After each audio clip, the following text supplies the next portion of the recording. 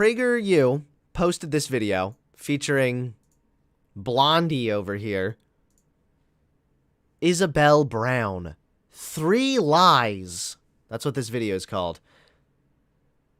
And I was just so curious about the title. And the entire video was just like the typical PragerU, right? Straw man. Really, it just was weird. Let's learn. What are the 3 lies? 3 lies about what? In our crazy world, it's so easy to buy into so many lies about ourselves and about life. If you're all about not buying into lies, I would highly suggest not watching PragerU. PragerU, they're funded by oil billionaires. They're full of dishonest hacks. So yeah, sorry, Isabella Brown, but in our crazy, topsy-turvy, goofy, flippity-floppity world, you shouldn't be watching PragerU. It's really easy to fall into a lot of lies, like climate change is no big deal, or trans people aren't legit. PragerU said so. Here are 3 lies from modern culture you are probably buying into. 1. Self-love is everything. Young Americans in particular are told through media, music, and TV that self-love is the answer. This is a lie and contributes to our nation's mental health epidemic. Can we back up here for a second? Because that was the first claim she made that I was like a little caught off guard by. It contributes to our mental health crisis. So first and foremost, the lie that she tells, the self-love is the answer. It's everything. Kind of a straw man to begin with. Like, no one says it's everything, but to recognize that you have value as a human being is absolutely an important thing. So here's what's really funny, is the claim she made is just like factually incorrect. And I don't even know why she would want to make just such a blatantly wrong claim. Now, first of all, when we talk about self-love, look, this medical news today actually clarifies it pretty nicely. For many people, the concept might bring images of tree-hugging hippies or cheesy self-help books, which that might be more of like what Isabel Brown is talking about here. But as many psychology studies attest, self-love and compassion, having self-compassion, are key for mental health and well-being, keeping depression and anxiety at bay. I'm going to write down the lies for this one. All right, how many lies we got so far? 1. And you know what? You're getting, we're going to add 2 lies in just because you're on PragerU. That counts as a lie. 18% of Americans report that they are struggling with anxiety, 7% with depression, and 4% with suicidal thoughts or actions. Damn, 4% of Americans suffering with suicidal thoughts. Maybe having a little bit of self-love and compassion. Doesn't this kind of destroy your point? Maybe this is because, as people, we should always be trying to better ourselves instead of accepting our unfulfilled potential. When we tell an 18-year-old that they are perfect just the way they are, we stunt decades of growth, improvement. This is the straw man. This is another thing I've noticed with conservatives. It is so hard for them to just address the actual argument. I don't think they can do it. They always straw man and then attack that. People are saying self-worth and having like self-love is good. Would you really tell a slobbering, unemployed 18-year-old who's gained weight and is fat on the couch, sitting there going, "You're perfect just the way you are. You should never strive to get a job or do anything else"? Do you really think that's what self-love means? Mick Lovin, thanks for the $5 donation. You make a great point. Toxic positivity doesn't equal self-love.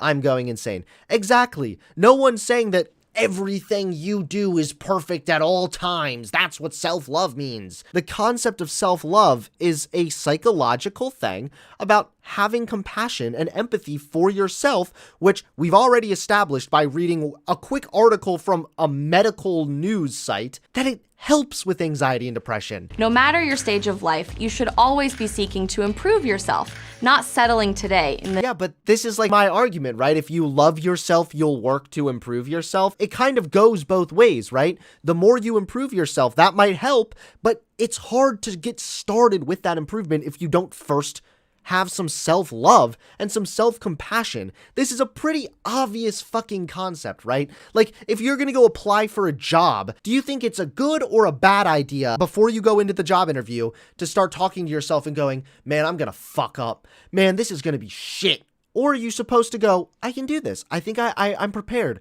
I want to have some confidence. I want to believe in myself. I want to have some compassion and some self-love here. Like, What do you really think makes more sense? 2.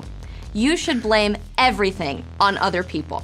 Again, straw man. Can we get one real argument? Blame everything on others. This is the problem, dude, with the modern left. You go downstairs, you spill your cereal, bam! Racism did that. You didn't do that. In America, only you are responsible for your destiny. Your life is largely your fault. This delusional idea that anybody can succeed in America, guys, is literally being spouted to us from some woman who's funded by oil billionaires. No, this concept that like anyone can succeed, I want that to be a reality. But the sad truth is it's not a reality for so many Americans. The middle class is shrinking. We have people who are super rich and people who are sinking closer and closer to that poverty line. The middle class has been consistently shrinking. If anyone can succeed and your failures are all your fault, then why are black people disproportionately living in poverty? You have two answers. One, either there's some kind of a socioeconomic or systemic issue here that needs to be addressed, or two, black people are stupid and lazy and just don't do it for some reason. Hold up. Whoa. Mind blast. This is like major meta hypocrisy here, because her complaint is that you should just blame your problems on everyone else. But in the same breath, she is blaming individuals for largely systemic problems, like black people being disproportionately in poverty, right? Rather than addressing the faults of America. So in a way, she's kind of blaming America's problems on others, on everyone else. So that way, her and PragerU, they don't need to worry about acknowledging that maybe there's a problem here. Maybe there's an issue. Maybe there are some inequalities in America here, and maybe we should try to fix that so that America actually works as a country for everyone. Nah, let's ignore that. We'll take the cash from our oil billionaires who managed to succeed, and that's the cop-out. It's so that you don't have to acknowledge the problems, and instead you can be like, well, should have just worked harder. Well, you should have gone and got a job. And blaming the results of your choices on other people will not solve your problems or make you happy.